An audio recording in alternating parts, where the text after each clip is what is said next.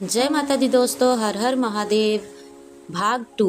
3 रहस्यमयी अतिथियों की कठिन परीक्षा। पिछली कथा में आपने सुना ऋषि अत्रि ने संकल्प लिया था। उन्होंने कठोर तपस्या शुरू की। माता अनसुईया ने भी उनके संकल्प में साथ दिया, लेकिन तपस्या बढ़ते ही आश्रम में रहस्यमयी घटनाएं होने लगी। कभी आकाश में प्रकाश दिखता, कभी नदी का जल रुक जाता और एक रात मंदिर में एक दीपक अपने आप जल उठा। दीपक के पास 3 पदचिन्ह दिखाई दिए। फिर एक रहस्यमयी आवाज आई, अनसुईया, तुम्हारी परीक्षा अभी शुरू हुई है। माता अनसुईया समझ नहीं पाई कि ये सब क्या है, लेकिन अगली सुबह उनके आश्रम के द्वार पर 3 ऐसे अतिथि आए जिन्होंने उनकी भक्ति के सामने एक ऐसी परीक्षा रखी जिसे सुनकर कोई भी स्तब्ध रह जाए। आखिर वे 3 अतिथि कौन थे? उन्होंने माता अनसुईया से क्या मांगा था और क्या माता अनसुईया अपने धर्म और अतिथि सेवा दोनों की रक्षा कर पाई? आज की कथा में यही रहस्य सामने आएगा, तो कथा को अंत तक जरूर सुनिए, क्योंकि इस भाग के अंत में जो रहस्य खुलेगा वह आगे की पूरी कथा बदल देगा।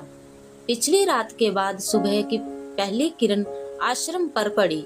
पक्षियों ने चहचहाना शुरू किया। नदी का जल धीरे धीरे बह रहा था।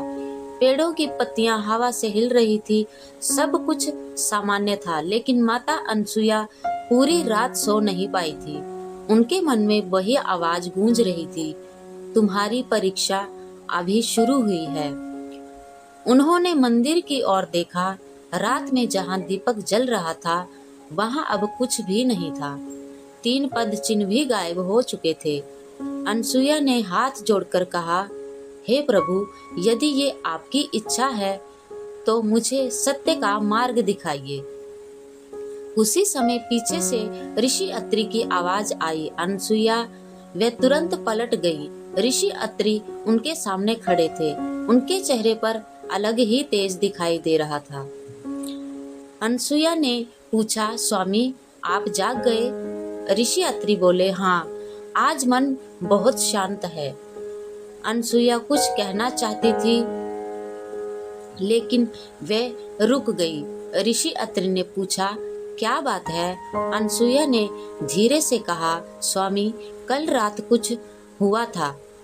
ऋषि अत्रि ध्यान से सुनने लगे। अनसुईया ने पूरी घटना उन्हें बता दी। 3 पद चिन्ह, जलता हुआ दीपक और रहस्यमय आवाज, सब सुनकर ऋषि अत्रि कुछ देर मौन रहे। फिर बोले, डरने की आवश्यकता नहीं है। अनसुईया ने पूछा, क्या आपको पता है कि ये संकेत किसका है? ऋषि अत्रि ने कहा, अभी नहीं। फिर उन्होंने आकाश की ओर देखा, लेकिन मुझे लगता है कि समय बहुत निकट है। उसी समय कुछ बदला। ऋषि अत्रि अपनी तपस्या के लिए वन की ओर चले गए। अनसुईया आश्रम के कार्यों में लग गई। उन्होंने अग्नि प्रज्वलित की, पूजा की तैयारी की, फिर अतिथियों के लिए भोजन बनाना शुरू किया।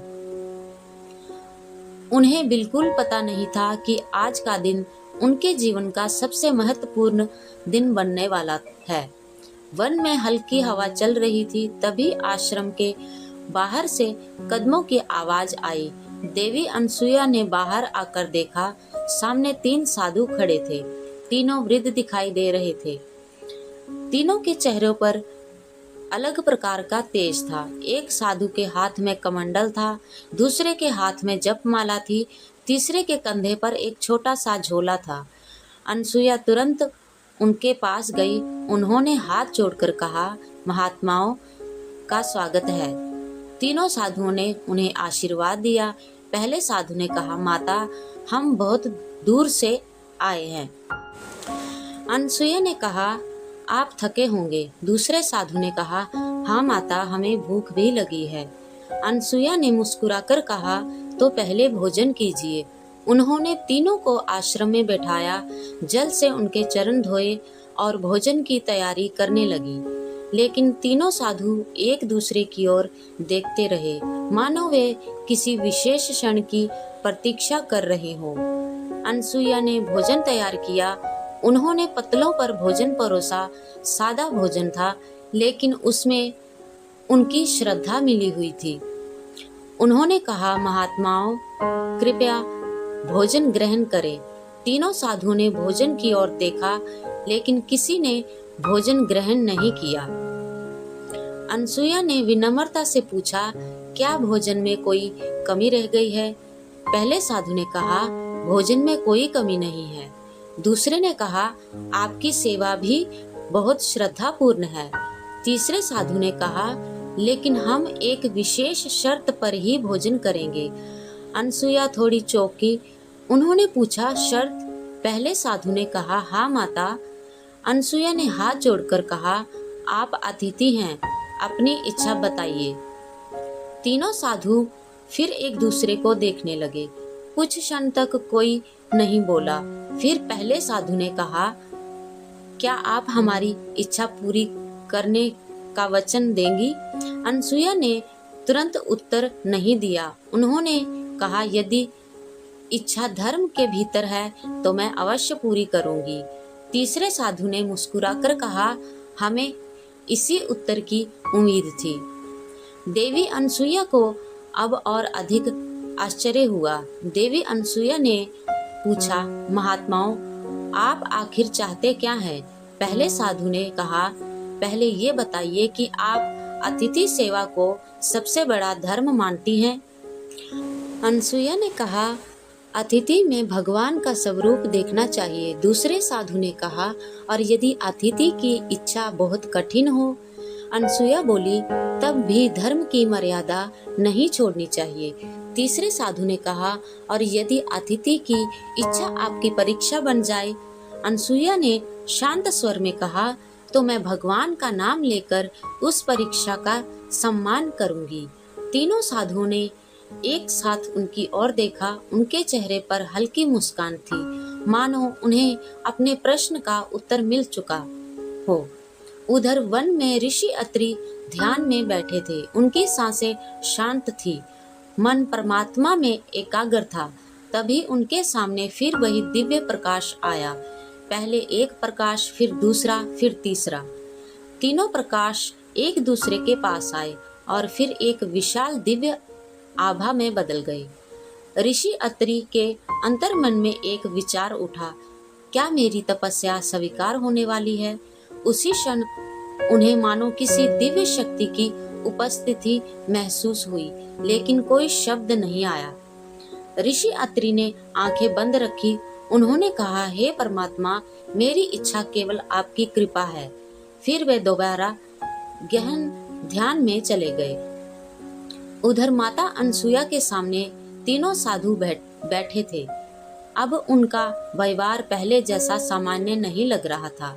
वे तीनों बहुत शांत थे, लेकिन उनकी आंखों में अजीब चमक थी। अनसुया ने पूछा, महात्माओं, क्या मैं आपकी इच्छा जान सकती हूँ? पहले साधु ने कहा, हाँ माता। दूसरे ने कहा, लेकिन हमारी बात ध्यान से सुनना। तीसरे ने कहा, और जो सुनो उसके बाद निर्णय तुम्हारा होगा। अनसुया ने हाथ जोड़ लिए। कहिए। तीनों साधु कुछ क्षण मौन रहे। फिर उन्होंने अपनी शर्त सामने रखी। उनकी बात सुनकर देवी अनसुया कुछ क्षण बिल्कुल स्थिर हो गई। उन्हें विश्वास नहीं हुआ कि अतिथि उनसे ऐसी इच्छा भी कर सकते हैं, लेकिन उन्होंने घबराने के बजाय आंखें बंद कर ली। उनके मन में केवल भगवान का नाम था। देवी अनसुया के सामने दो धर्म जैसे खड़े थे। एक और अतिथि सेवा थी, दूसरी ओर धर्म की मर्यादा थी। वो सोचने लगी, मैं अतिथि को भूखा कैसे लौटा दूं? फिर मन ने कहा, लेकिन धर्म की सीमा भी तो नहीं टूटनी चाहिए। वह धर्म कुछ क्षण मौन रही। फिर उन्होंने ऋषि अत्रि को याद किया। उन्होंने सोचा, मेरे स्वामी ने हमेशा धर्म का मार्ग दिखाया है। फिर उन्होंने भगवान का स्मरण किया, हे प्रभु, आज मेरा सहारा आप ही हैं। उनके चेहरे पर अचानक शांति आ गई। देवी अनसुया ने तीनों साधुओं से कहा, महात्माओं, मैं आपकी इच्छा समझ गई। तीनों साधु ध्यान से उन्हें देखने लगे। अनसुया बोली, मैं अतिथि सेवा अधूरी नहीं छोड़ूंगी। पहले साधु ने पूछा, क्या तुम हमारी शर्त स्वीकार करती हो? देवी अनसुया ने कहा, मैं अपने धर्म से विचलित नहीं होऊंगी। दूसरे साधु ने पूछा, तो फिर क्या करोगी?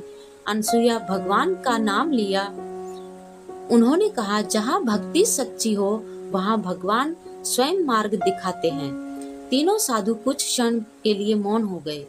उसी समय आकाश में बादल छा गए, हवा अचानक तेज हो गई। आश्रम के पास जलता हुआ दीपक तेज प्रकाश देने लगा। मंदिर की घंटी अपने आप बज उठी, एक बार, फिर दूसरी बार, फिर तीसरी बार। तीनों साधुओं ने घंटी की ओर देखा।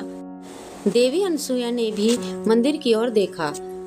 उन्हें पिछली रात याद आ गई। 3 पद चिन्ह, 3 प्रकाश, 3 बार घंटी और आज 3 अतिथि। अब उनके मन में एक बात स्पष्ट होने लगी, इन सब घटनाओं के बीच कोई गहरा संबंध था। तीनों साधु अब भी देवी अनसुया के सामने बैठे थे। पहले साधु ने कहा, माता, तुम्हारी श्रद्धा हमने देख ली। दूसरे ने कहा, तुम्हारा धैर्य भी हमने देख लिया।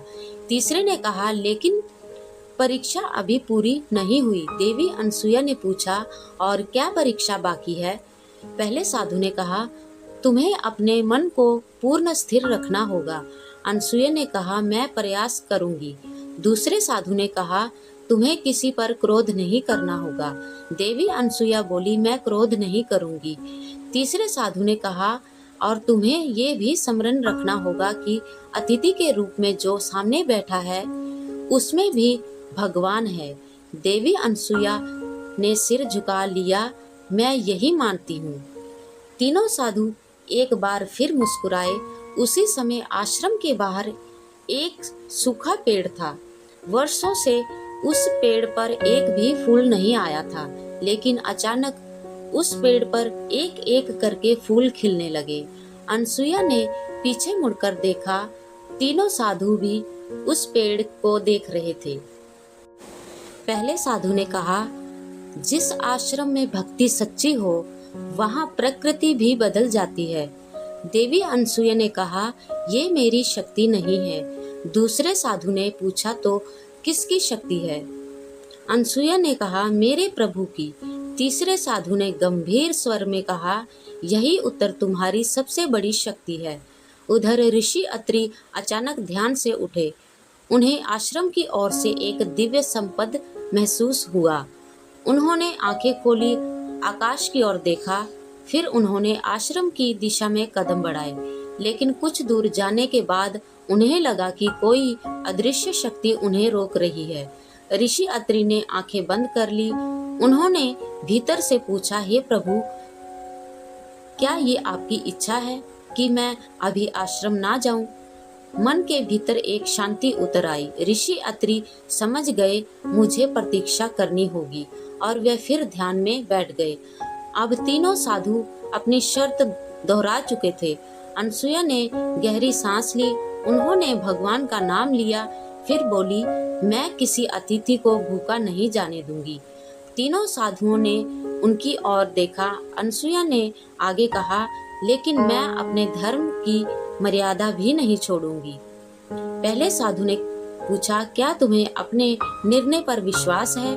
देवी अनसुया बोली, मुझे अपने ऊपर नहीं, मुझे भगवान पर विश्वास है। ये सुनते ही तीनों साधुओं के चेहरे पर एक अद्भुत तेज आ गया। आश्रम का वातावरण अचानक सुगंधित हो उठा। देवी अनसुया ने हाथ जोड़ लिए। अनसुया ने मन ही मन अपने पति ऋषि अत्रि का स्मरण किया, फिर भगवान का नाम लिया। उन्होंने कहा, हे प्रभु, यदि मेरी भक्ति सच्ची है, यदि मेरे मन में किसी के लिए छल नहीं है, यदि मैंने जीवन भर अपने धर्म का पालन किया है, तो आज मेरी लाज आप ही रखिए। उनकी आंखों में आंसू आ गए, लेकिन चेहरे पर भय नहीं था, केवल विश्वास था। तीनों साधु उन्हें देखते रहे, और फिर उनमें से एक ने कहा, माता, तुमने परीक्षा का पहला चरण पार कर लिया। अनसुया चौंक गई। उन्होंने पूछा, पहला चरण? साधु बोला, हाँ, अभी तुम्हें ये जानना बाकी है कि हम वास्तव में कौन हैं। 3 कमल के फूल पड़े हुए थे। अनसुया ने उन्हें उठाया। उसी क्षण आकाश में एक आवाज गूंजी, अनसुया, अगली परीक्षा के लिए तैयार रहना। ऋषि अत्रि ने आकाश की ओर देखा। फिर उन्होंने देवी अनसुया से कहा, अब वह समय आ गया है जिसका मुझे वर्षों से प्रतीक्षा थी। अनसुया ने पूछा, स्वामी, क्या होने वाला है? ऋषि अत्रि ने कहा, जिसे तुम 3 साधु समझ रही थी, उनका रहस्य संसार के लिए भी रहस्य से छोटा नहीं है।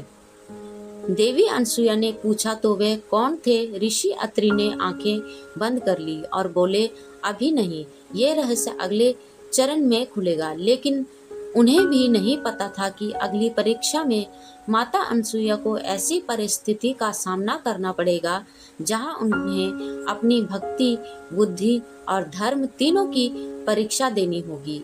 और उस परीक्षा के बाद तीनों साधुओं का वास्तविक दिव्य स्वरूप सामने आने वाला था।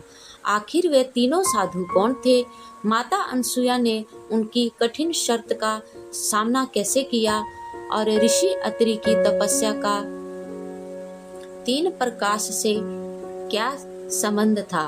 इन सभी रहस्यों का उत्तर मिलेगा भाग 3 में।